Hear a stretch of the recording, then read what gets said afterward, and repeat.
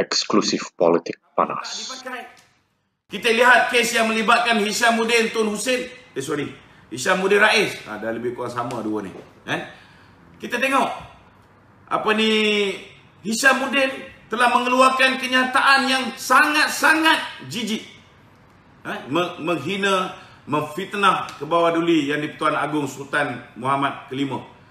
Ada tindakan mahkamah yang diambil ke atas Hishamuddin? Tak ada. Begitu juga Kadir Jasin. Kadir Jasin, tuan-tuan, dia ambil perbelanjaan Duli Yang Maha Mulia ni, dia ambil perbelanjaan Queen Elizabeth di UK. 257 juta ringgit perbelanjaan Queen Elizabeth dalam tempoh 16 bulan. Dia ambil benda tu, dia copy paste, dia kata itu dibelanjakan oleh Sultan Muhammad Kelima, iaitu Yang di-Pertuan Agong kita sebelum ni. Sehingga kan tuanku kecil hati. Tuanku minta kerajaan bertindak, tetapi kerajaan tidak bertindak kerana dua manusia ini bertindak mengikut arahan Mahathir. Takkan itu kita tak boleh fikir, tuan-tuan. Jadi saya nak beritahu saudara, akibat daripada tindakan melindungi mereka-mereka yang menghina Duli Yang Maha Mulia Yang di-Pertuan Agong ini, kita lihat mula-mula tuanku tak nak duduk di Istana Kuala Lumpur. Dia duduk di Kelantan. Kemudian dia duduk di Singapura. Akhirnya dia mengambil keputusan bercuti. Dan kemudian akhirnya dia meletakkan jawatan.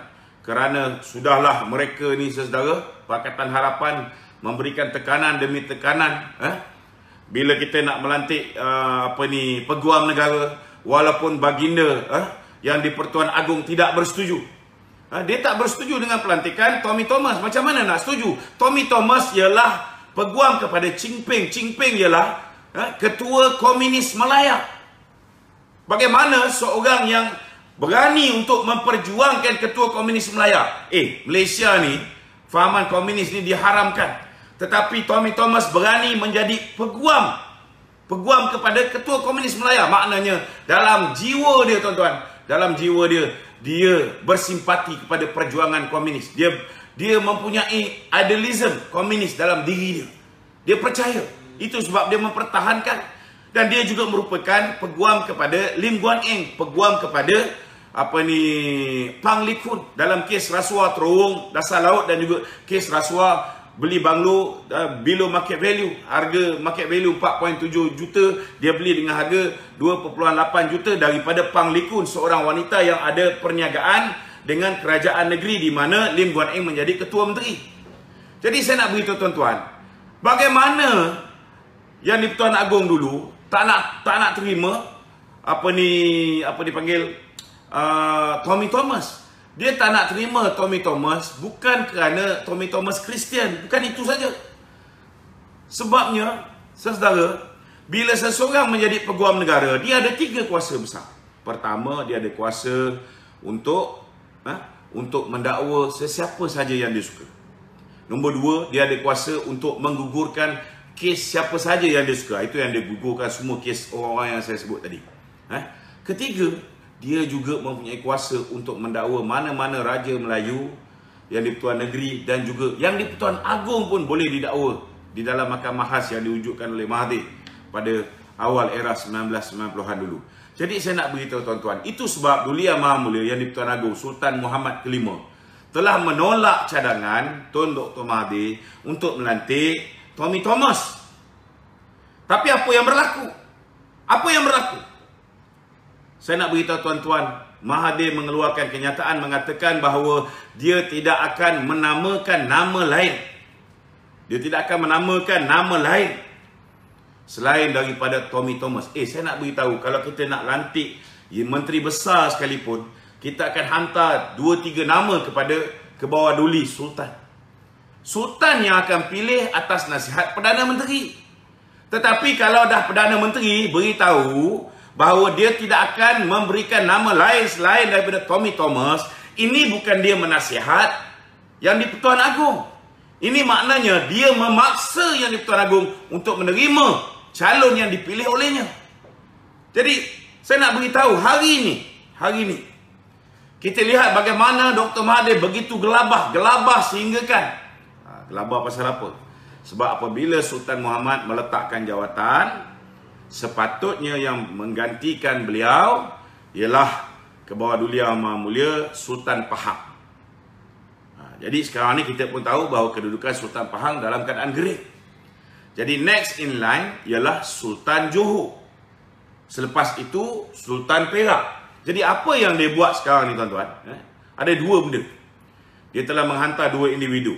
Pertama Hishamuddin Tun Hussein dan yang kedua Muhammad Sabu. Untuk berjumpa dengan sultan-sultan kita. Muhammad Sabu kita pun pelik kenapa dia ni. Mungkin atas sebab dia ni ialah Menteri Pertahanan. Dan kebanyakan daripada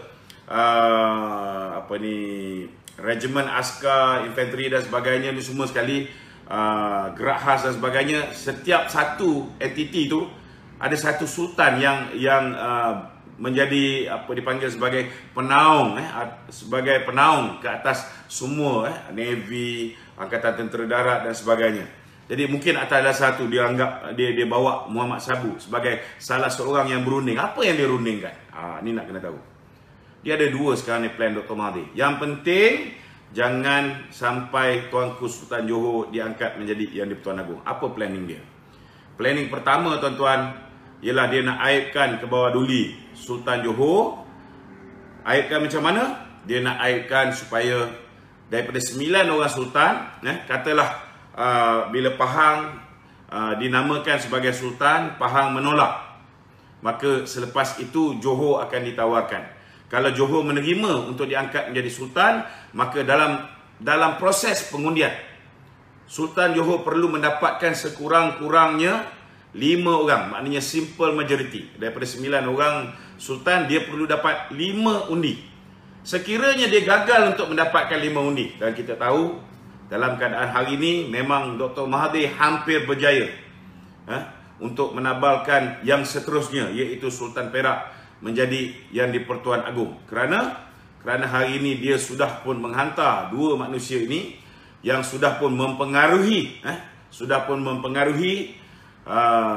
ke bawah Duli, Cuma kita harap ke bawah Duli ni akhirnya tidak akan, walaupun Tun Dr. Mahathir dan kelompoknya mengatakan bahawa mereka sudah ada 5 undi berbanding dengan Sultan Johor cuma memperolehi 4 undi setakat ini.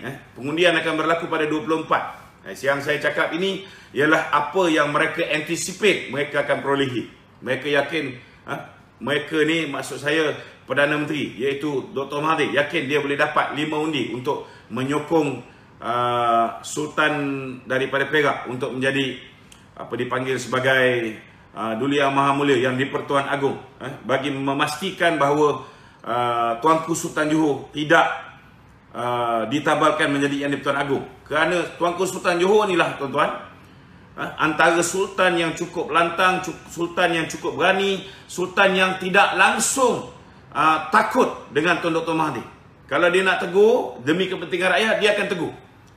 Jadi atas dasar itu, plan pertama dia, masa proses pengundian, dia nak pastikan Tuanku Sultan Johor tak boleh dapat 5 undi. Ini planning pertama. Planning kedua, kita tahu bahawa Hishamuddin telah dihantar untuk berjumpa dengan Istana Pahang, iaitu ada kemungkinan besar, kalau Pahang tidak dapat menyokong untuk dinaikkan sultan daripada negeri Perak, maka apa yang mereka nak buat ialah mereka mahu supaya proses peralihan kuasa di antara sultan hari ini, Sultan Ahmad Shah, kepada anak anda beliau dapat dilakukan segera, supaya anak anda beliau dapat ditabalkan menjadi Yang di-Pertuan Agong. Itu mengikut sekuen. Itu sebab saya mengharapkan pada 19 hari bulan 1 ini, hari Sabtu tuan-tuan, pukul 3 petang, marilah kita sama-sama turun pergi ke Kompleks Sogo. Kita nyatakan bantahan kita. Kerana kita nak Malaysia ini terus mengamalkan apa yang dipanggil sebagai Raja Berperlembagaan. Apa maksud dia? Maksud dia raja menjaga Islam sebagai agama persekutuan, dan raja tidak campur tangan dalam urusan politik. Ini yang selalu diwawarkan oleh Tun Dr. Mahathir. Tetapi kita juga minta supaya ahli-ahli politik, tak kiralah daripada Pakatan Harapan ke, daripada UMNO ke, jangan sesekali campur tangan dalam urusan pemilihan Yang di-Pertuan Agong. Yang ini yang kita minta. Itu sebab saya merayu pada sahabat-sahabat tolong pastikan bahawa gelombang kebangkitan rakyat yang hari ini cukup marah dengan Pakatan Harapan ini, jangan sekali-sekali kita biarkan gelombang ini, api yang semarak ini terpadam. Jangan sesekali. Kita kena pastikan kita turun, kita nyatakan kebenaran. Kalau tak berani turun bersama kami, tak apa. Yang penting apa saja yang berlaku pada 19 hari bulan, pada 18 hari bulan, kami akan rakam secara live di dalam saya punya Facebook Luqman Nur bin Adam, dan juga mungkin di laman Facebook kawan-kawan yang lain. Tolong bantu share supaya lebih ramai rakyat akan bangkit dengan beraninya. Walaupun tidak menunjukkan secara terang-terang dalam perhimpunan, tak apa. Biar kami yang buat urusan itu dan biar kami ambil risiko. Yang penting kita nak pastikan bila semboyan ditiup, tuan-tuan, bila berlakunya perhimpunan ni, pemilihan ataupun berlakunya pilihan raya umum yang ke-15, jangan sesekali ada yang masih lagi teragak-agak. Kita bulatkan tekad, kita kuatkan semangat, kita pangkah Barisan Nasional dan teman kita PAS, insya-Allah. Sekian, assalamualaikum warahmatullahi taala wabarakatuh.